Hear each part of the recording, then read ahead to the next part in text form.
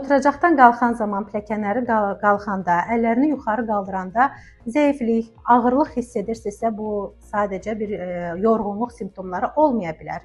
Bu bir miopatiyanın xəstəliyinin bir əlamətləri ola bilər ki, hansı ki, burada əzələlərin toxumalarının, liflərinin zədələnməsi nəticəsində əmələ gələn simptomlarının biruzə verən bir əlamətlərdir.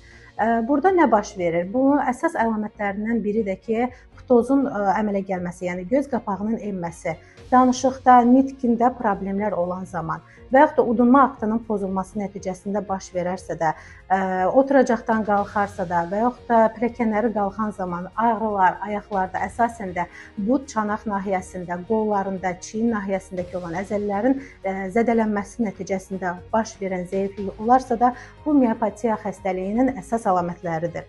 Və buyurub Milan Hospitala müraciət eləyə bilərsiniz ki, çünki burada müasir texnologiyaya malik olan avadanlıqlar nəticəsində siz bu əzələ tonuslarının yüksəlməsində gözəl bir nəticə alacaqsınız. Və buradakı olan müalicələr sizin üçün həm həyat tərzinin, həm də ki, özünüzü müstəqil şəraitdə idarə etmənizə çox gözəl kömək göstərəcəkdir. Buyurun VIP Milan Hospitala müraciət eləyin, sizi tam doğru düzgün müalicə edək.